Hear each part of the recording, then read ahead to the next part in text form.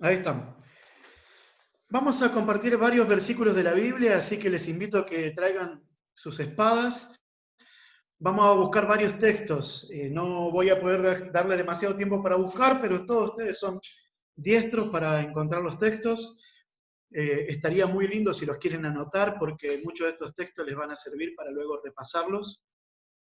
Y al final tengo 3 documentos para presentarles, para afirmar un poco más el mensaje que vamos a compartir a continuación. El conflicto final tendrá una relación directa con la ley de Dios. Ya nosotros conocemos esto porque la ley es una expresión del carácter de Dios. Y el conflicto de los siglos gira en torno a la acusación que Lucifer hizo contra Dios acerca de su carácter. Por eso es que la ley de Dios se encuentra en el arca del pacto, en el lugar santísimo. Es la base y el fundamento del gobierno de Dios. En términos generales, el conflicto final tendrá que ver con la ley de Dios. Vamos a Apocalipsis 12:17. Vean ustedes cómo la palabra del Señor nos indica que justamente esta será la característica que hará exacerbar el odio en Satanás. Apocalipsis 12:17, la Biblia dice: entonces el dragón se llenó de ira contra la mujer, o sea, Satanás, lleno de odio contra la iglesia, y fue a hacer guerra contra el resto de la descendencia de ella, los que guardan los mandamientos de Dios y tienen el testimonio de Jesucristo. Fíjense que justamente en contraposición a la fidelidad a Dios destacada por la obediencia a los mandamientos se encuentra el odio de Satanás, que fue el que generó el gran conflicto en el tiempo del fin. Ahí nomás, de Apocalipsis 12:17, en el capítulo 14 y el versículo 1, encontramos algo interesantísimo. El pueblo de Dios, al final de la historia, tendrá el sello de Dios en sus frentes. Dice: después miré y he aquí el Cordero de Dios. El Cordero estaba en pie sobre el monte de Sión, y con él 144.000 que tenían el nombre de él y el de su padre escrito en sus frentes. Esto es un texto importantísimo. No vamos a hablar ahora de los 144.000, pero podemos decir que en el tiempo del fin, los hijos destacados del Señor van a distinguirse del resto de una forma bastante visible. Un sello no está escondido. Un sello siempre da autenticidad a algo, le da autoría a algo y es visible. O sea que en el tiempo del fin, Dios va a tener un pueblo que va a esperarlo y que tendrá el sello de Dios. Y dice acá que el sello de Dios estará escrito en su frente. Justamente la frente es, diríamos, el símbolo de nuestro órgano pensante. Será algo que tendremos dentro de nuestra mente, dentro de nuestra vida. ¿Saben que la palabra del Señor? Vamos a Jeremías capítulo 31, versículo 33. Dios escribe su ley en la mente porque es un reflejo de su carácter. Entonces, al colocar en nuestra mente la ley, está colocando también su carácter en nosotros. Dice Jeremías 31, 33, que también está en Hebreos 8:10, está la misma cita, o sea, Pablo lo cita este texto. Dice: por lo cual este es el pacto que haré con la casa de Israel después de aquellos días, dice el Señor. Pondré mis leyes en la mente de ellos y sobre su corazón las escribiré. Y seré a ellos por Dios y ellos me serán a mí por pueblo. Este texto es impresionante porque hay muchas personas que hoy creo que con sinceridad sienten que aman a Dios, que hablan del Espíritu Santo, que quieren el Espíritu Santo, pero dicen que una vez que estamos llenos del Espíritu no necesitamos la ley de Dios. Pero fíjense que acá esta profecía habla de que el Espíritu Santo va a poner la ley ¿en dónde? Justamente en nuestra mente, en nuestro corazón. Por lo tanto, el Espíritu Santo es el sello de Dios en los hijos en el tiempo del fin. Lo que pasa es que el Espíritu Santo no se ve en la vida de forma visible, o sea, cuando alguien tiene el Espíritu Santo no lo puede ver a una persona con sus propios ojos. Así que lo que se ve de la persona, que es el fruto del Espíritu Santo, es la ley escrita en la mente y el corazón. Por eso los 144.000 en el tiempo del fin, cuando Cristo venga, su pueblo redimido tendrá la ley en su frente, porque está lleno del Espíritu Santo. Y el Espíritu Santo escribe la ley en la mente y el corazón. Isaías capítulo 8, versículo 16. Isaías 8, 16. Encontramos ahí una manera incluso más directa, más literal, de decir que el sello de Dios es el sábado. Dice, o es la ley de Dios. Isaías 8, 16. La ley, dice, ata el testimonio, sella la ley entre mis discípulos.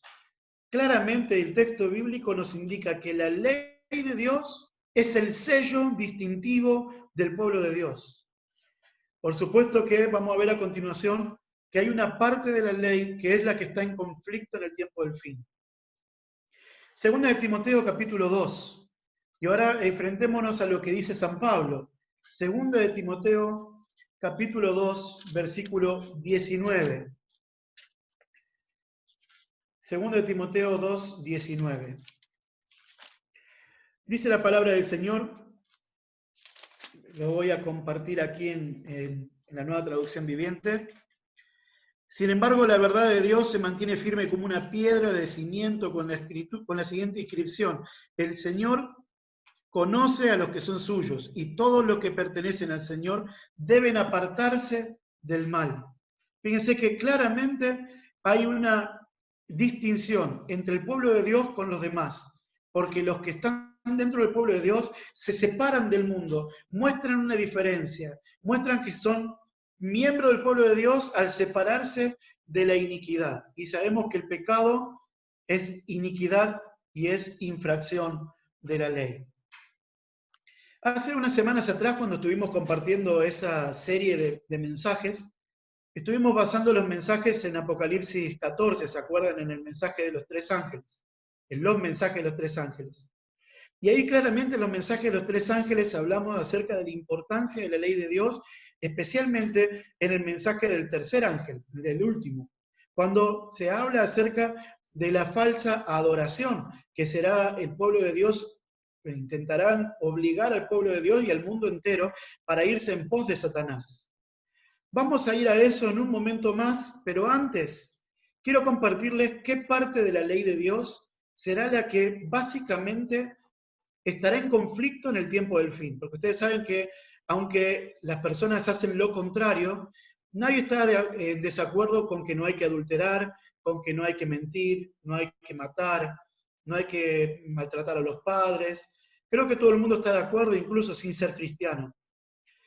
Pero no es esa la parte de la ley que está en conflicto en el tiempo del fin. Es más, les voy a comentar, creo convincentemente, que la parte de la ley que está en conflicto en el tiempo del fin es la primera tabla. Pero vamos a buscar en Deuteronomio capítulo 6, donde se encuentra uno de los textos más importantes del Antiguo Testamento, un texto que presenta básicamente una teología de Dios. Dice Deuteronomio capítulo 6, versículo 4 al 9.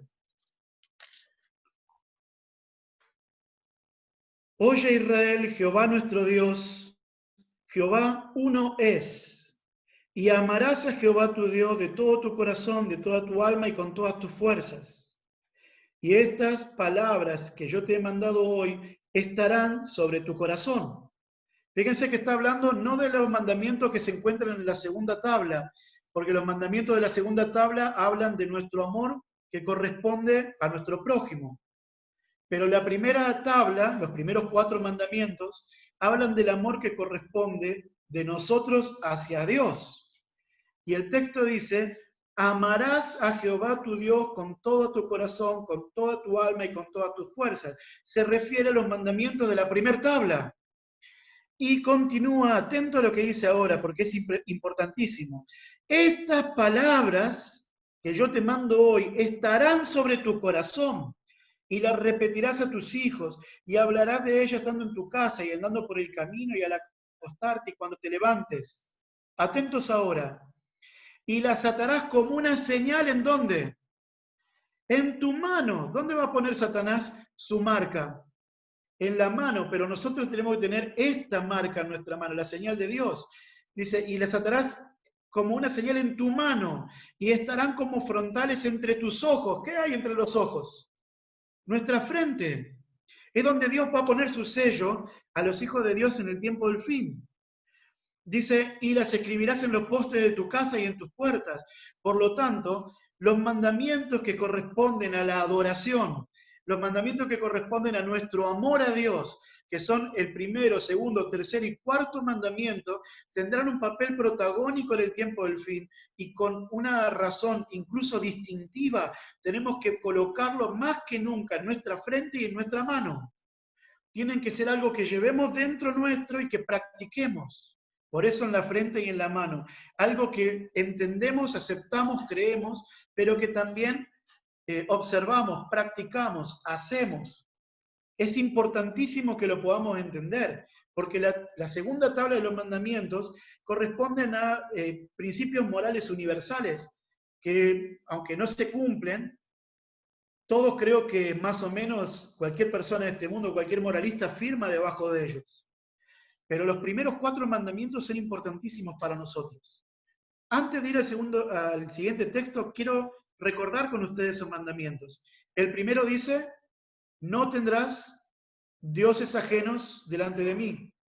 El segundo, no te hagas imágenes de lo que hay en el cielo, en la tierra, ni debajo de la tierra, no las adores. Tercer mandamiento, no tomes el nombre de Jehová tu Dios en vano. Y el cuarto mandamiento, importantísimo y vital, observa el día sábado, porque es el día de la creación, es el día del Creador. Esto es importante para nosotros, básicamente por lo que vamos a leer a continuación. El punto de conflicto se encuentra siempre en la adoración y en el tiempo del fin va a tener que corresponder a ese amor que se practica en base a la primera tabla de los mandamientos. Así encontramos que en Apocalipsis 13, vamos a Apocalipsis 13, estos son los 4 mandamientos que la bestia en los últimos días intentará pisotear y que el mundo entero vaya tras ella. Fíjense lo que dice, no sé, tal vez alguien puede acompañarnos con la lectura también. Si alguien quiere, el primer mandamiento, pero en el tiempo del fin, Satanás va a estar en contra de ese primer mandamiento, que es el que va a ser el sello de Dios para los hijos santos. Él va a estar en contra de ese mandamiento. ¿Quién quiere leer, por favor, Apocalipsis 13:4? Si alguien lo puede leer, no sé si están activados los micrófonos.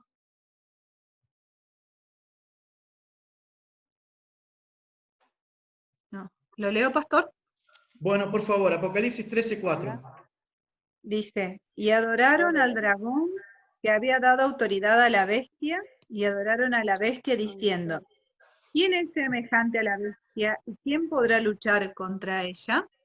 Miren qué interesante. El primer mandamiento, pisoteado por la bestia en el tiempo del fin. Dice el primer mandamiento que no tenemos que tener otros dioses, sin embargo van a adorar a la bestia. El segundo mandamiento, pisoteado también en el tiempo del fin. Capítulo 13 también, versículo 14. ¿Otro voluntario que quiera leerlo? ¿Lo leo, Alicia. pastor? Alicia. Bueno, 13:14 Sí. dice, y engaña a los moradores de la tierra con las señales que se le ha permitido hacer en presencia de la bestia, mandando a los moradores de la tierra que le hagan imagen a la bestia que tiene la herida de espada y vivió. El segundo mandamiento decía, no te hagas imagen, pero en el tiempo del fin la bestia hará que hagan una imagen simbólica de Satanás para que sea adorada. Versículo 6. El tercer mandamiento pisoteado. Liliana había levantado la mano, por favor, active el micrófono, Liliana, y lo puede leer. Capítulo 13, versículo 6. Sí.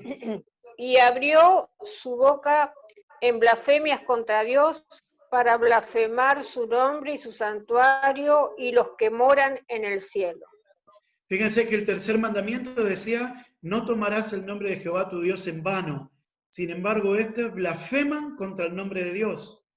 Y finalmente encontramos que la bestia ataca al Creador y se pone a sí mismo como Creador. Ya lo hemos estudiado esto cuando hablamos de Apocalipsis 14, en los versículos 7 y en el versículo 9, cuando hablan ahí acerca de justamente esa adoración que se quiere dirigir no a Dios, pero nosotros vamos a mantener dentro de nuestras frentes y nuestra mano una adoración real hacia Dios.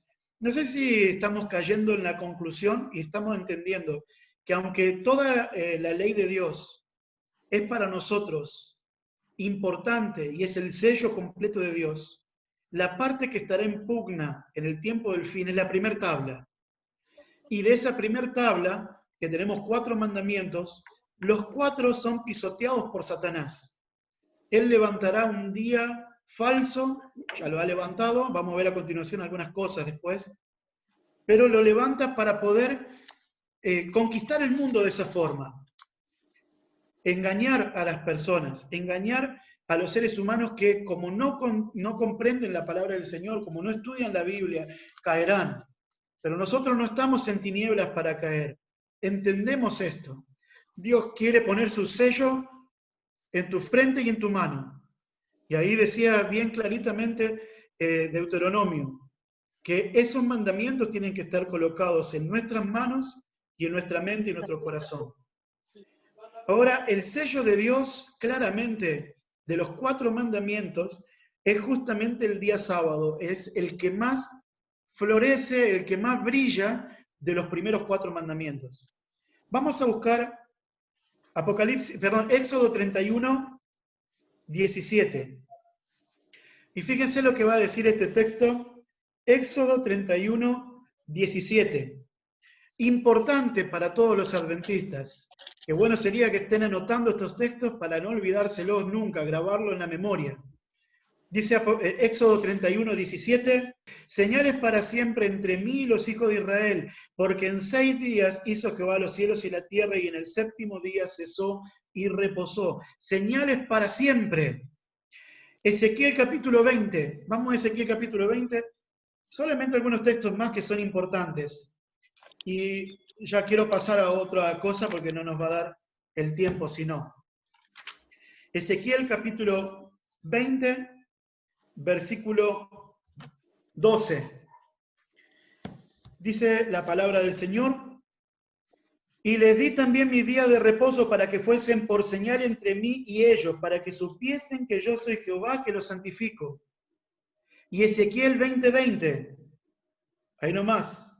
Y santificad mis sábados o mi día de reposo y sean por señal entre mí y vosotros, para que sepáis que yo soy Jehová vuestro Dios. Más clara la Biblia no puede ser. La señal claramente distintiva será esta. La adoración tiene que ver justamente con este mandamiento. Adorar al Creador, decía el mensaje del tercer ángel. En el tiempo del fin va a brillar justamente este mandamiento, va a dividir aguas. Va a mostrar quién está de parte de Dios y quién está de parte de Satanás. Quién tiene el sello de Dios en su frente y en su mano y quién tiene la marca de la bestia en su frente y en su mano. Muchos se van a conformar con decir, he comprendido, tengo el sello de Dios en mi frente, lo entiendo, lo acepto, pero los viernes a la noche se quedan mirando películas, un partido de fútbol, van a trabajar, los sábados también. Entonces hay un conflicto, el sello de Dios está en la frente pero no está en la mano. Por lo tanto, son las dos cosas. Yo he tenido este diálogo con muchos de mis hermanos que me dicen, yo guardo el sábado, o tal persona que estudia la Biblia guarda el sábado porque no trabaja el sábado. Si guardar el sábado sería no trabajarlo, entonces todos los municipales guardan el sábado porque no trabajan el sábado. Ellos en todo caso tienen el sello de Dios en su mano, pero no lo tienen en su frente. Guardar el sábado realmente es mantener una actitud de adoración desde la caída del sol y hasta la caída del sol. Es como el Señor lo tiene que presentar dentro de nuestras propias vidas. Tenía varios textos más para compartir, pero vamos a ir a Apocalipsis capítulo 13, porque quiero mostrarles un par de cositas. Apocalipsis capítulo 13, versículos 16 y 17. Fíjense la ira con la que Satanás va a poner su marca. Y hacía esa bestia que atenta contra la primera tabla de la ley, hacía que todos, pequeños y grandes, ricos, pobres, libres y esclavos, se les pusiese una marca en la mano derecha o en la frente, o sea, una marca, una señal violenta, una herida que lo distinguiera, una cicatriz en la mano o en la frente, y que ninguno pudiese comprar ni vender, sino el que tuviese la marca o el nombre de la bestia o el número de su nombre. ¿Saben que algunos me han dicho en alguna oportunidad que esto es algo que solamente aparece en el tiempo del fin? Y le digo que no. Siempre hubo esta señal. Ya la vimos en el Antiguo Testamento, después se afirma en el Nuevo Testamento, se profetiza en el Apocalipsis. Siempre hubo un pueblo que aceptó los 10 mandamientos. Hace unos meses atrás vi algo interesantísimo que quiero compartirlo con ustedes, si puedo acá compartir pantalla. Algo que lo presentó un estudiante de teología, de doctorado, Saulo, de Perú, en donde él mostró cómo en la Inquisición peruana, en el año 1500, en adelante, al 1700, cuando todavía no habían adventistas, ya había pueblo de Dios, que tenían el sello de Dios, perseguidos también por guardar los mandamientos de Dios. Comparto a continuación entonces lo que tengo aquí. Espero que lo puedan ver porque está, por ahí hay letras muy chiquitas. Este es el libro de Ricardo Palma, Anales de la Inquisición de Lima. En este libro, él cuenta o transcribe los documentos antiguos de la Inquisición, de la Santa Inquisición, supuestamente santa, que eran los modelos de tortura para aquellos que no seguían la doctrina católica. Fíjense algunas de las cosas que dice ahí en este libro. Algunas cosas que se dicen allí. Por ejemplo, dice ahí que Juan Fernández de las Heras, Francisco Rodríguez, Jorge Núñez y Pedro de Contreras fueron también perseguidos, fueron quemados, dice allí, por judíos judaizantes, por ser judíos judaizantes, que era la manera de decir que guardaban el sábado. También dice Antonio Correa era en el Perú buhonero o vendedor de baratijas. Lo acusaron de apóstata porque habiendo recibido el bautismo, practicaba la ley de Moisés. Era judaizante porque rezaba los salmos de David sin gloria patri. Era judío porque guardaba los sábados. O sea que le llamaban judío por guardar el sábado santo. Y dice ahí abajo, donde está marcado, que se había reunido en Lima con otros de su secta para celebrar el día grande del Señor, a la manera de los hebreos. Por lo tanto, teníamos hermanos guardadores del sábado con el sello de Dios que sufrieron en el martirio en los siglos XVI, XVII y XVIII en América. Miren esto.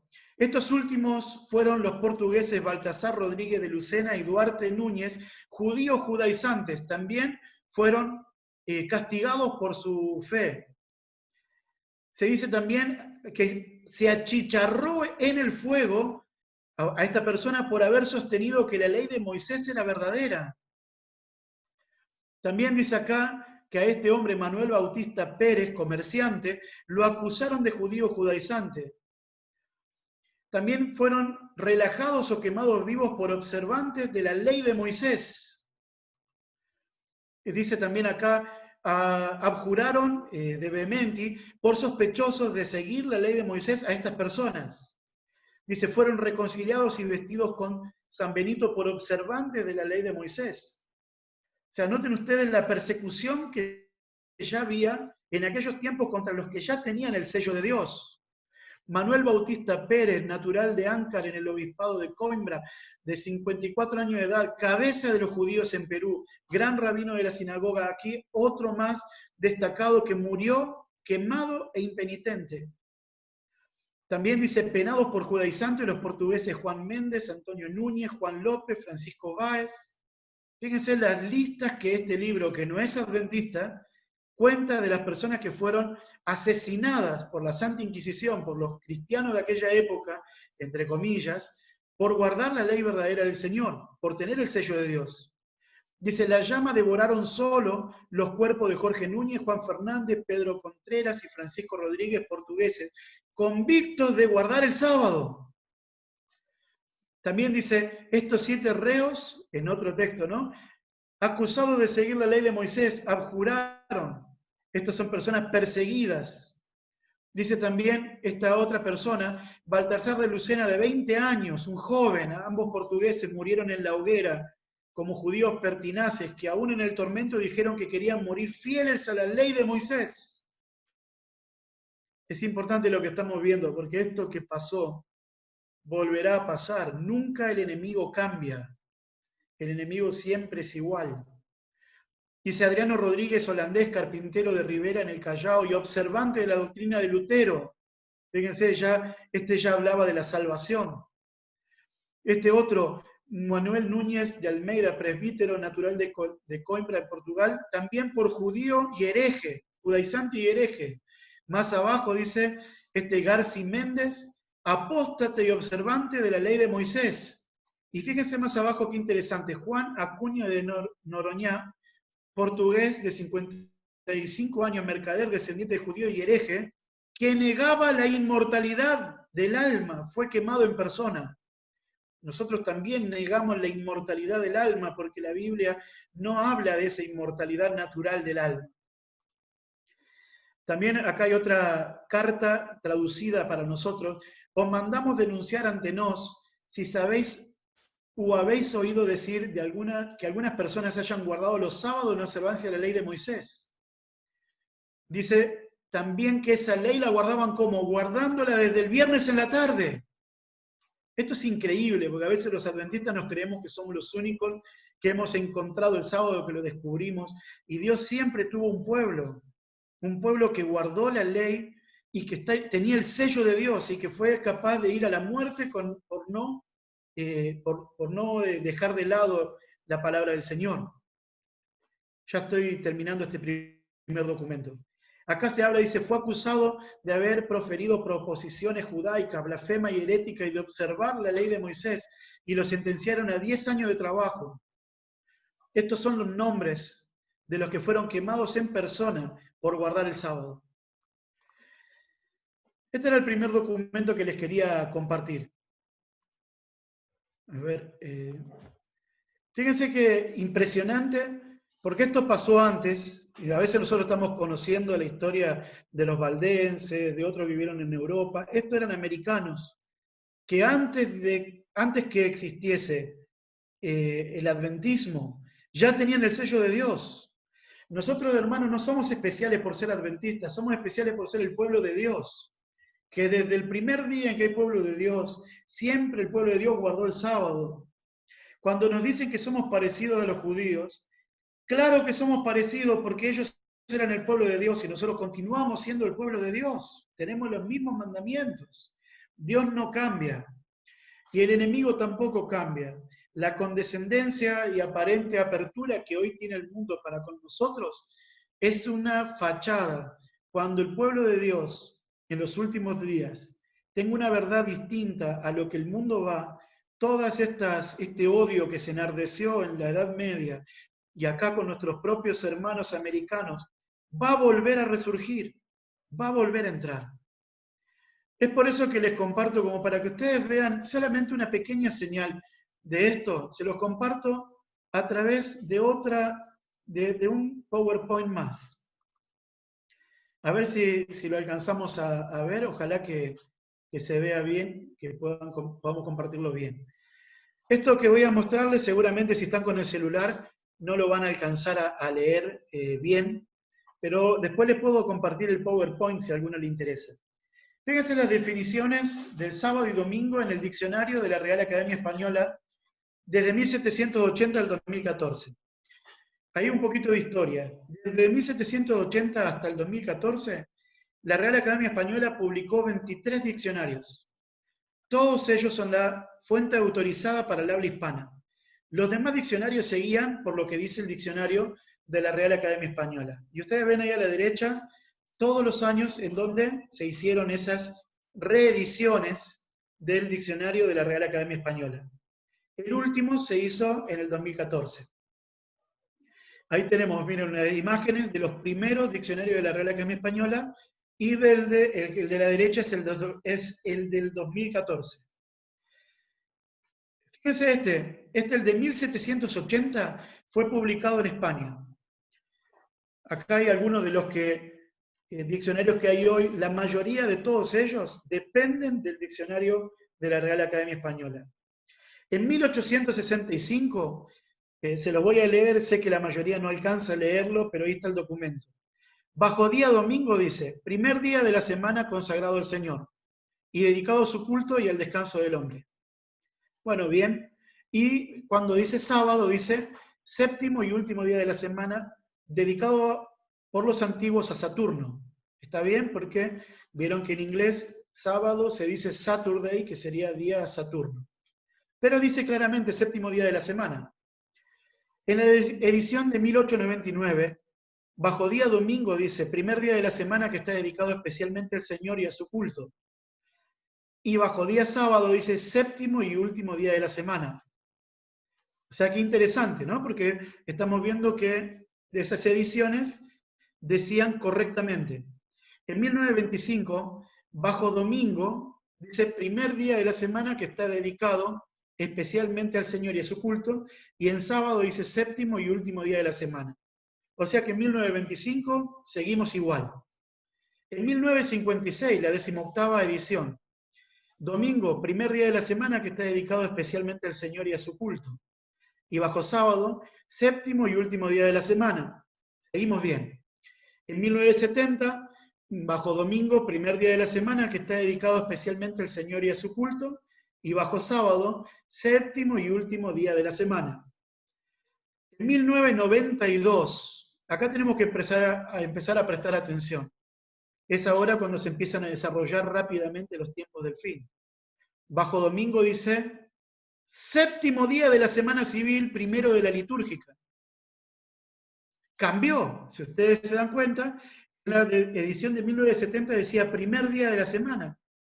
Pero en 1992, la Real Academia Española define domingo como séptimo día de la semana civil, primero de la litúrgica.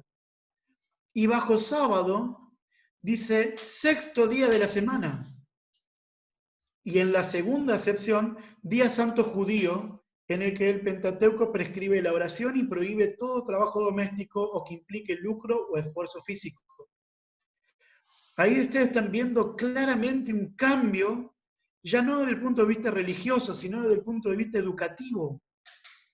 Ya el sábado dejó de ser en 1992 para la Real Academia Española el séptimo día de la semana. En el 2001, en la edición número 22, bajo domingo dice séptimo día de la semana, primero de la semana litúrgica. Hay una aclaración, ¿verdad? Séptimo día de la semana, primero de la semana litúrgica. Y bajo sábado dice sexto día de la semana, séptimo de la semana litúrgica. Y día santo para el judaísmo y alguna otra confesión religiosa, que ahí estamos nosotros. La del 2014, esta es la última, la 23ª. Bajo sábado dice, sexto día de la semana que es festivo para el judaísmo y otras confesiones religiosas. Ya desapareció de que era el séptimo de la semana litúrgica.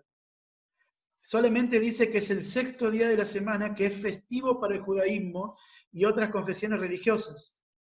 Y bajo domingo dice séptimo día de la semana que es festivo para el cristianismo y en general en el mundo occidental.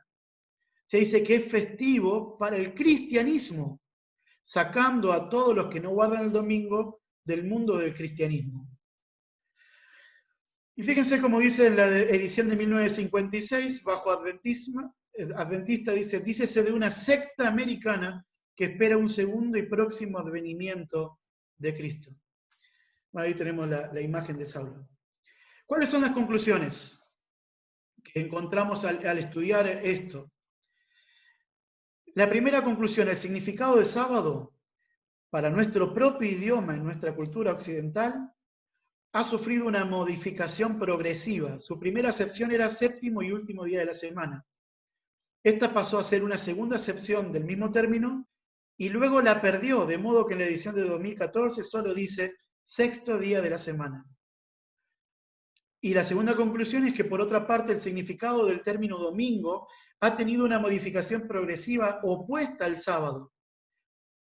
De tener como primera acepción primer día de la semana, ha pasado a ser séptimo día de la semana en la edición del 2014.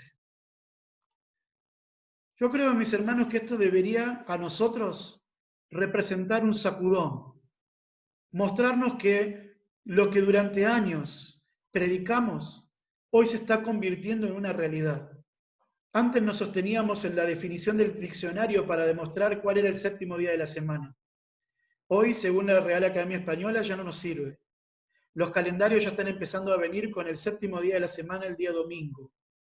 Y el mundo entero está empezando, ya desde lo educativo, político y religioso, a inclinarse bajo el día de domingo, el día falso de adoración.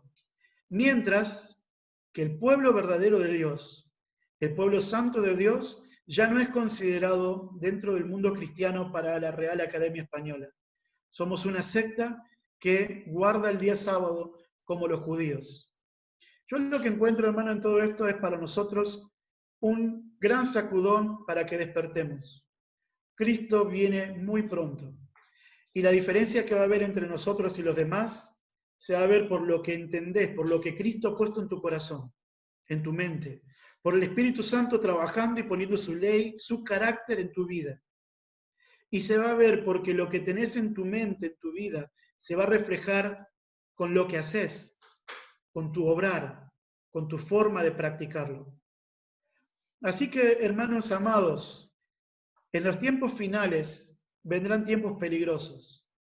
Mi reflexión para nosotros es la siguiente. Si una enfermedad como esta, en estos tiempos, ha desanimado a tantas de nuestra hermandad, tantos que hoy ya casi no oran, no leen la Biblia, ¿cómo resistiremos las pruebas finales? Cuando vemos por ahí, antes que no era el tiempo del fin, en los siglos XVI, XVII, XVIII, sin siquiera tener una denominación bajo la cual estar aferrados y animados y estar hermanados, morían en la hoguera, asesinados por guardar el día de Dios, por tener el sello de Dios en su mente y en su mano. Murieron.